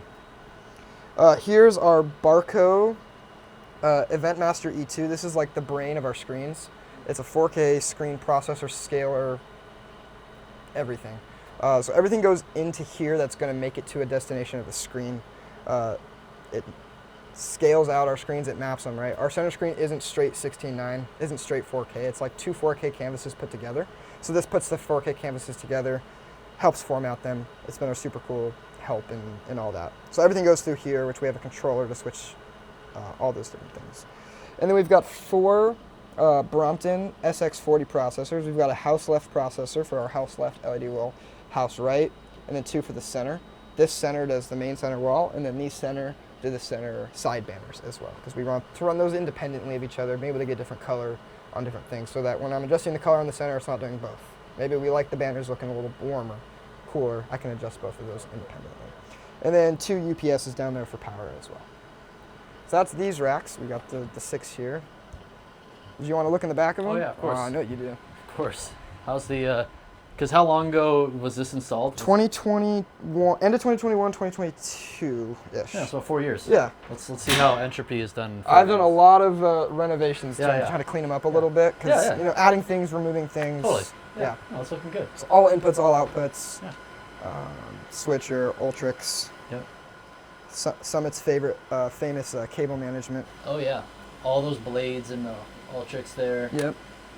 Man, that's so cool. Yep. So then there's also, like I was telling you about the gen lock. It comes in here, and it just distributes the crap out of it to hundreds of places. Wow. Same with Timecode and War Clock as well. Wow.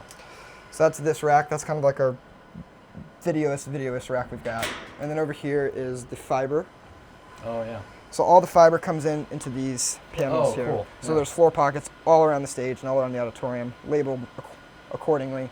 I just grab them, throw them in, Yeah, and then into they the goes multi-dynes into the down there. multi-dynes at the bottom. Okay. So it's super quick And pass. then for the multi-dynes into the router. And, Exactly. Or the audio, whatever. Yep, and then we've got the same. We've got GPIO. So that white cable is our GPIO, tally, intercom, 4-wire. All that is through that cable, which is then processed in here. All Yep. those things is how we process comm and all that here. Yep. Yeah, and then also the SRG and then the antelope. There's an antenna cable that goes somewhere upstairs. Yep. But what's cool about these multi-dynes is they provide power, so I don't need to power the cameras. These because of just the 2 IECs, they power the camera, That's so cool. multi-dyne, lens, all that through this. That's so they cool. can be truly remote, Yeah, which is yeah. a really, really cool feature we liked. Wow. This is like our comm and engineering station rack. Here we've got our Eclipse, KVM manager, monitors, comms, and then that white cable is that GPIO to trigger the radio. Yep. So the radio interface is under there. So cool. Totally overkill, but it's the coolest thing we have. So that's, oh, and then I've got a access point here to connect to the 3D printer because we're authentication based Wi-Fi here, and printers need the 2.4 password username, like not the whole, you need to authenticate with your server type thing. So I've got that just for the 3D printer and just different network things. This is the playback one. All right, so we got our Resis, HyperDecks, Grass Valleys here. So those little boxes, the little green thing right here, that's our KVM transmitter. So they're super small. Yeah.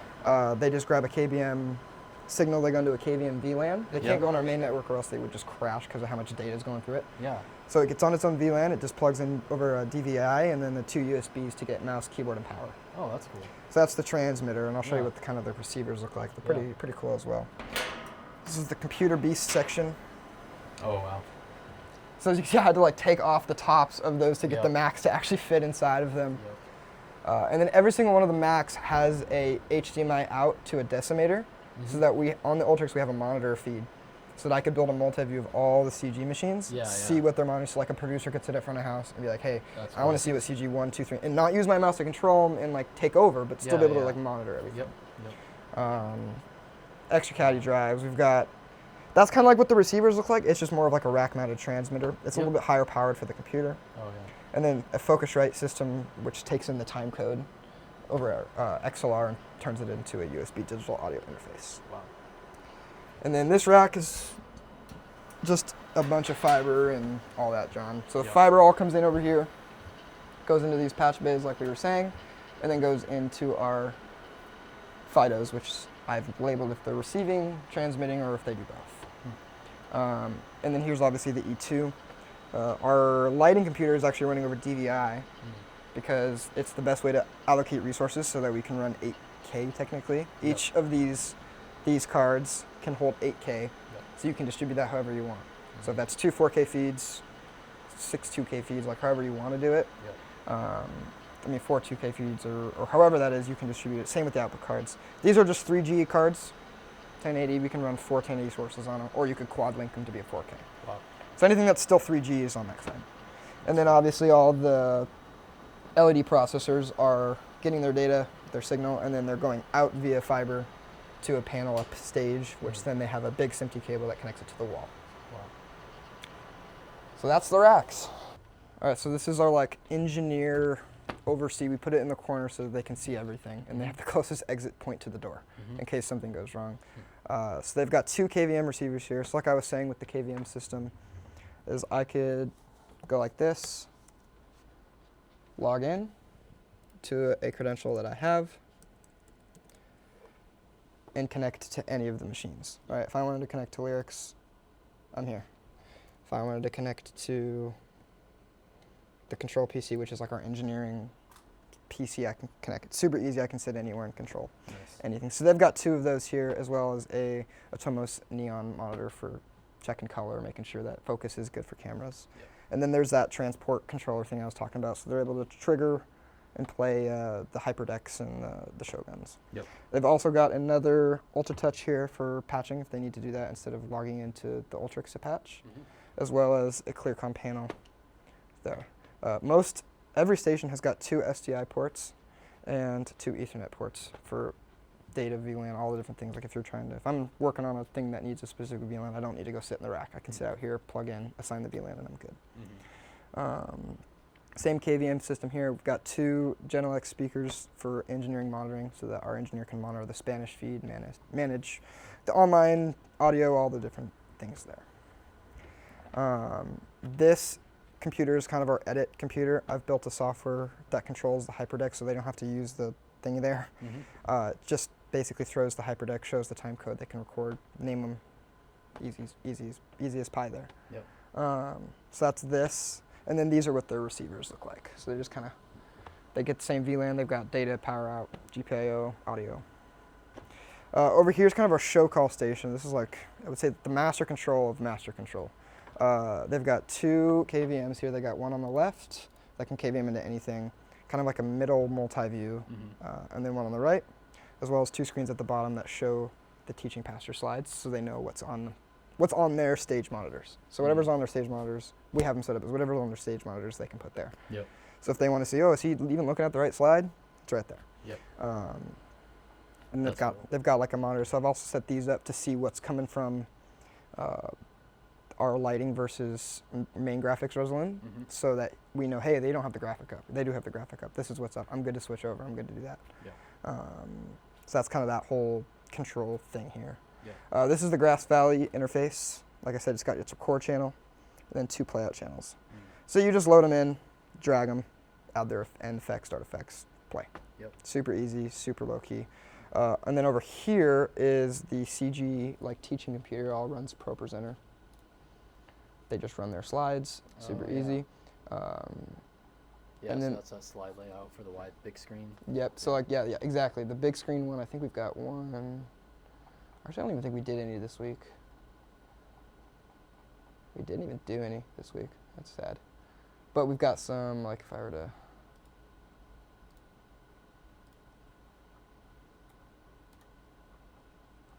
Like this right here. So they're growing like up on the screen here. On the top there. Oh, that's cool. So they don't. A lot of people like to do it over NDI to get it to the thing. I have a SDI line that runs alpha, so it's literally 0 latency. They're going directly from ProPresenter to the center screen controller. Controlling Resolume, normally we'd have to use a different computer for it, but we figured we don't want to add another monitor here and another keyboard and mouse. So we have this software that we've built called Show Call, which is basically just a Resolume interface. How many softwares have you built? Too many. Are you using like AI to help you code it? Or no, I went to college for software development. Oh, cool. So, basically can interface with Resolume. You can click it to trigger your columns from ProPresenter, and it basically you've got your Resolume right here. Wow. Super easy for whoever's show calling, that they don't have to switch between computer screens. Yeah. And then over here is Lyric Station. They've got their lower third lyrics, basic ProPresenter. No videos are played through here. Everything goes through there. So this is straight lower thirds or name titles or like our credit graphic for our credits. Super simple station here. Yeah, it's like the larger the operation gets, everybody's individual role is going to be more specialized, simplified. 100%. Yeah, so as we like to keep, again, this is a volunteer position. Those two other positions are mostly staff. We try to rotate in some volunteers if we train them up well and all that. This is our shading and center screen control station. So we've got 4 RCPs, but they actually all control 99. They can control up to 99 cameras each. So we could do the whole operation on one. It's not easy. But you can switch between the cameras. They can do their color, brightness adjustments, and then also it's literally 2 flips of a button to switch their frame rates. Now they're in message mode. They've got a I think it's a Tektronix. Yeah, Tektronix vector scope for whoever likes to look at the waveforms and all that stuff. Another neon monitor with a neon controller under it, which is how you're able to get different overlays and different graphs and all those different types of things if you need different frame guides or however it is there. So they can do that on this monitor with this controller.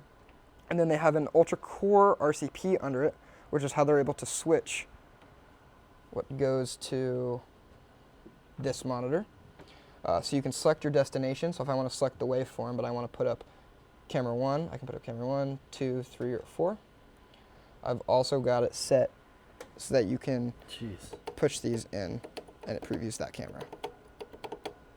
It also does it here too, but it's in Wow. I think it's in like playback mode or something. Something like that. So they can control both things independently as well. Here's our center screen controller. It's just the UI and a really, really overkill board to control like 4 sources. Super easy. It's just you got your black, LX1, which is for lighting. It's for the lighting Resolume. They click it, it brings it in. MN1 is like main graphics. If they want to do just the main graphics, or if they want to add the ProPresenter feed in, they can do that, and the ProPresenter feed will go in. Same with like we have a specific message look, which puts the graphic behind it, and then also puts the center screen 16:9 message. So when we play it back, and then different things. We've got the 2 banners on the sides. Like I could put up like a camera on the. I could put up a camera on the sides here, turn on the banners, and now the banners have got something independent.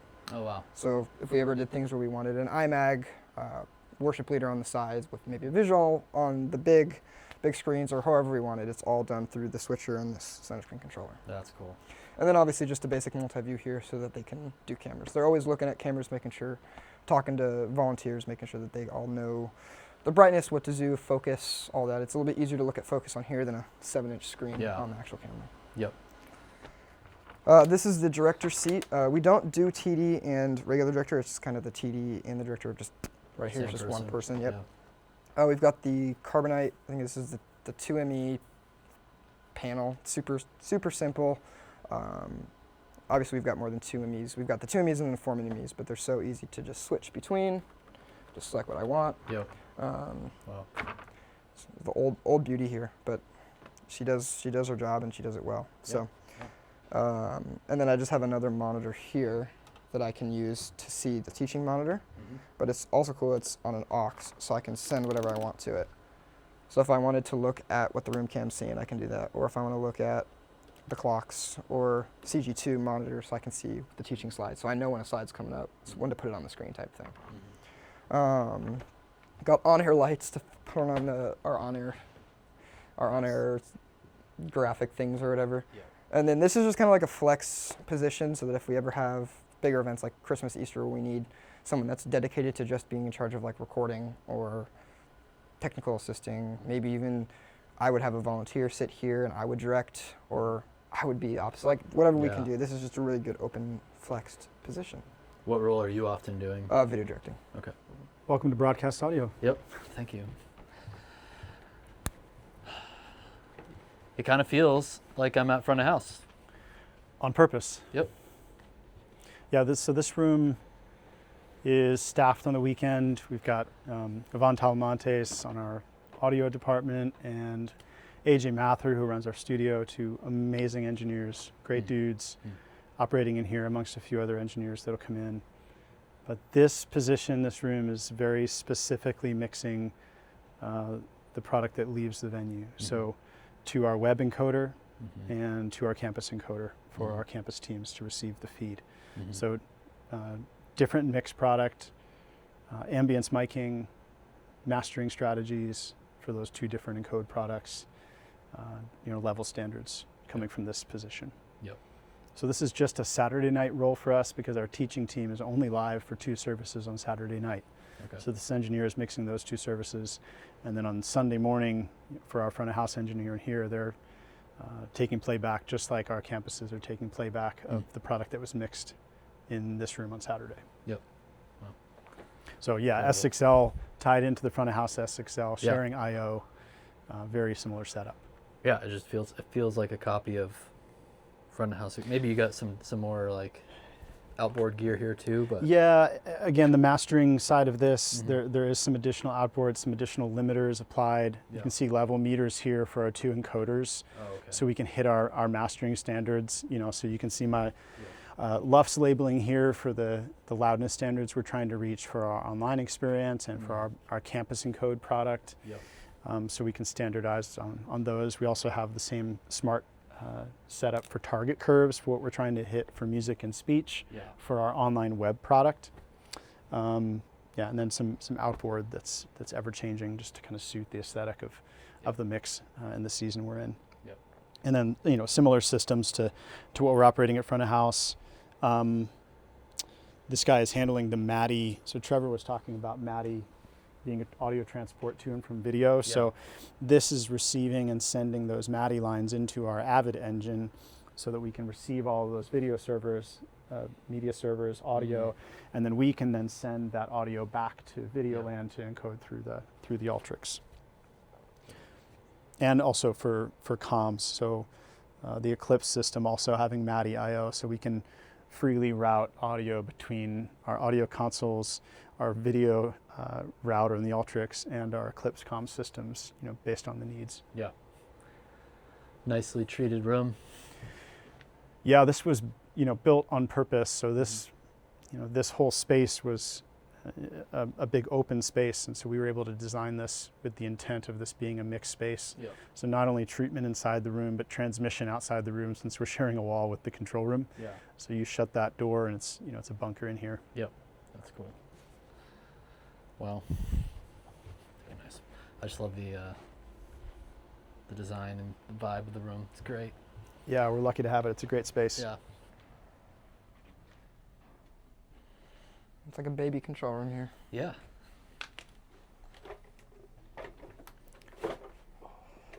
All right, so this is the online campus translator, I guess you could say, like something that's set in their queues for the campuses, but they're mostly dealing with online. Yep.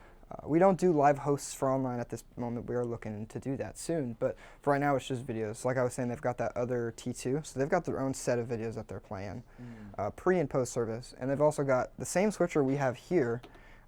It's just this only controls a specific ME, so this is just controlling ME4. So they're not able to adjust and connect to my part of my switcher and start cutting cameras in room and when they're not allowed to. So they're only allowed to touch this ME. So they've got their own different thing here. So their feed goes into that open gear card. It goes into a ROS master control unit, which is like its last line of defense before it hits YouTube. Okay. So if something goes wrong, we need to mute something real quick. If something happens, we go to that master control and it hits that. We have like a 4-second delay on it so that if there's something that's happened, it hits the master control, we stop it before it goes on air. That's also a really good backup so that if this switcher goes offline, I can manually take cameras or sources via the master control center, mute audio, change things, put up a bug. We have a bug. I uploaded a bug there a couple weeks ago that was like, oh, we're having a technical issue. We're so sorry. Like that, we can have an engineer throw up if something goes wrong. Wow. Something that you really wouldn't think that would be needed, but it's you would hate to not have it when something does break, and now you've got just color bars on YouTube. Yeah. So that's what we have there. So this switcher goes directly there. And we've got obviously Resi for campuses, so they're able to set different cues to campuses. Campuses see them, they're, okay, I'm going to go to this worship in queue. They hit go to, and then they can just play it from there, and then that's how they would play back their sermon or their service, or however that is. Yeah, this explains to me a little bit more of the Resi infrastructure here. Like this isn't a web GUI that I'm looking at? No, so this is that decoder, so that third Resi unit that we saw, it's like a Linux machine or whatever that they've had their software on, so that it's taking in what we're sending it, the encoder. So this decoder is acting as a campus, right? We're acting as a non-production broadcast campus, just for the sole purpose of setting cues. So we have somebody in here, so if I were to go to like our multi-site broadcast, we've got somebody in here that is watching it as it's coming in. It's coming in about 40 seconds after us because it has to go to the cloud, then come back, right? So they're coming in here and they are setting cues for different moments. These cues sync up to all the other decoders. Yep, so that's what the shared thing means. So if they hit shared, that means every other decoder on our plan receives that same cue, same timing, so they can say, okay, say it's Sunday morning, and we know, and Ryan said, hey, we're going to play back the 5:30 message the rest of the weekend. Sunday morning, when they're ready to play back the 5:30 message, they just go here, 5:30 bumper in, they hit go to, and then when their host says, okay, let's watch the message, they take it on their switcher, they take Resi on their switcher, and they hit play, and now they're in. That's cool. And now they're in, and they're able to get time to, life story in is in 32 minutes and 41 seconds. If there was a band load, they would see how long until the band load, because we have a person here setting those cues. So it's a really, like, if there's ever a cue that's like missed or like isn't actually shared, like these campuses rely on these cues because that's how they're able to flow their service. That's how they're able to see where we're at, like if they're ahead of us or behind us, whatever. They've got this thing here that says buffered time remaining. Gotcha. Where they're able to see how far behind they are from us. So if that buffer anything times drops below a minute, then they need to tell their service host, hey, slow down. Like we're going to get ahead of them. And if we get ahead of them, right, how do you play a message that we haven't sent them? You know what I mean? Yeah. So that's what that buffer's for. So yeah, that's Resi, and they've also got an Ultra Touch here where they can select their source and then select Resi, and then their take button, and then now they can listen to it. And this doesn't affect anybody other than just this room. So if they want to set, I want to set a cue when the keys come in, right? How are you supposed to know that when it's 40 seconds delayed, right? So you switch to Resi, listen for the keys to come in, or listen to the point in the message where Ashley says blank, set the cue. Then they can switch back to their program feed, which is our orange, and then now they're back. Wow. So yeah. You guys said, so here you have, how many people are in attendance here on a Sunday at this location? Each service, we probably fill up our auditorium. I think with the first service, we filled up about 85%, so I would say probably around 2,000 something. The second service, we're almost at capacity. It's like 32, I would say, and our last service, we're almost about there as well. And then Saturday, our first service, we're filled 35, whatever the max auditorium is. And then 5:30 is a little bit less than that. Okay. But yeah, we're filling up the auditorium. And then we also have a Monday night service too. Because a lot of like campuses that don't have Monday night, there are staff members that want to attend, or people that want to still, or they have got sports on the weekends or whatever, and this is an opportunity for them to come and still community on a Monday night and still watch the same service. Nothing's different. So in total, between all the I think someone said 50,000 people at just the campuses? I think, including Peoria too? I think so. Including Peoria, I think we're over like 55,000 average on a weekend. Yeah, that's in person at a campus, mostly in the Phoenix, all in the Phoenix. Yeah, except for our one Verde Valley, which is got it. And then you have then you have the online campus. Then we have our online campus, which they see on Sundays. Our biggest day is Sunday morning at 9 o'clock, because you got to think of people that are in other states. The time zone is 8:30 here is like 12 for them there. So that's like perfect service watching time. We get about 1,700 just at that service watching online between both YouTube and our church online platform. And then we have all of them. And then they live on YouTube forever, and we post our message and then a full experience via the stream. Well, that concludes this episode of Worship Tech Tour. Let us know what you guys think down below in the comments. What did you learn in this tech tour? I've done like 100 of these tours, but I still learn something new every single time. A huge thank you to the production team here at Christ Church of the Valley, Ryan and his team, for allowing us to come and take an in-depth look behind the scenes. And if you guys want to learn more about Christ Church of the Valley, definitely check them out online at their website or their social accounts, and you'll see the kind of end result of a lot of the AV systems that we talked about today. Thanks for watching. Share this video with your friends, leave a like, and we'll see you guys next time.